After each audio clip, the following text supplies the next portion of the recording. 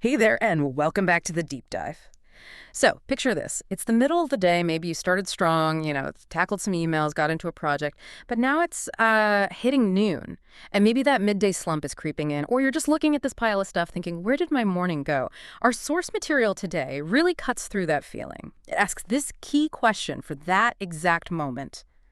At noon, do you just react to everything flying at you, or do you strategically reset and actually take back control? It's such a critical question, isn't it? Because, Yeah. for so many people, noon feels like the end of their productive energy. It's that classic, okay, lunch break, battery's low, guess I'll just sort of coast till the end of the day mindset. But what if?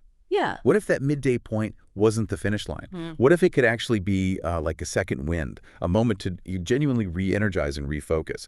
That's really our goal here in this deep dive, to explore how you can actually harness that potential based on what our source suggests. That idea of a second wind at midday sounds amazing. I mean, who doesn't need that sometimes, especially when you feel like you're running on fumes?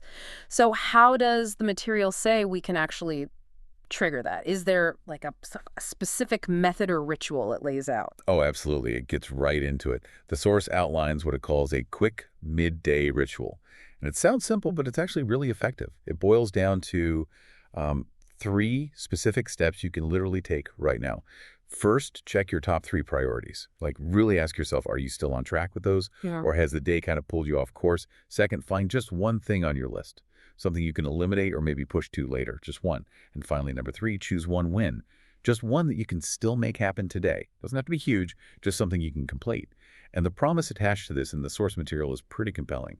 Small shift, big energy. Okay, small shift, big energy. I like that. It sounds doable, not overwhelming, but I can hear people thinking, find time at noon, even for a quick ritual.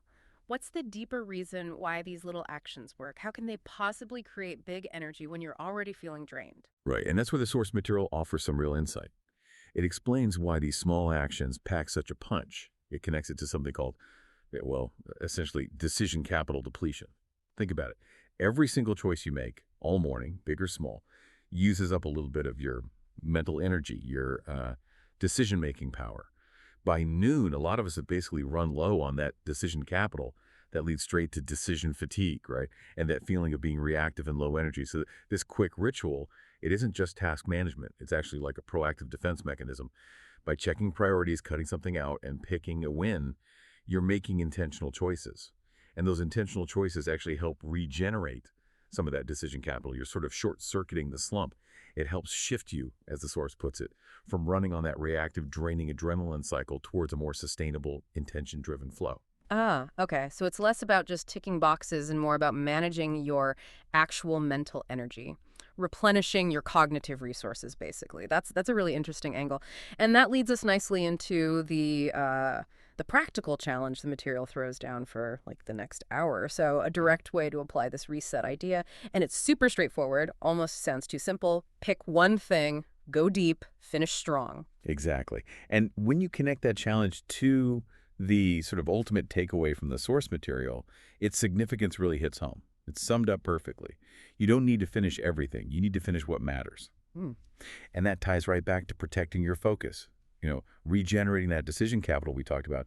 It's not about being busy with everything. It's about intentional action. Think of that decision capital like maybe a daily budget for your focus.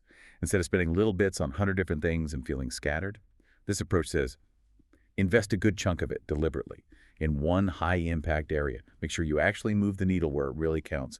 That's how you get that sustained, productive flow. That really feels like the core message we're getting from the source today, doesn't it? Just the sheer power available in that midday reset. Taking just those few moments around noon, it can genuinely shift the whole direction of your afternoon. It moves you away from just, batting away whatever comes at you towards intentionally driving things forward with actual purpose. Yeah, which really leaves a final thought, maybe a question for you listening.